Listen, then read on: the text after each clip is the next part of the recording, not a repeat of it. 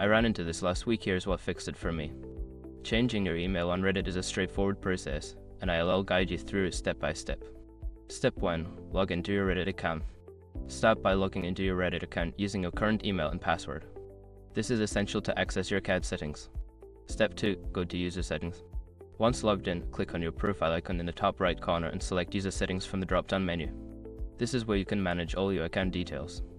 Step 3. Navigate to the Account tab. In the User Settings, click on the Account tab. Here, you will find options related to your email and other account information. Step 4. Change your email address. Locate the email field and enter your new email address. Make sure to double-check for any typos to avoid issues later. After entering the new email, click Save Changes. Quick gotcha: if you accidentally enter an incorrect email, you won't receive the verification link needed to finalize the change. Step 5. Verify your new email. Check your new email inbox for a verification email from Reddit. Click on the link in that email to confirm the change. This step is crucial to complete the process. And that's it.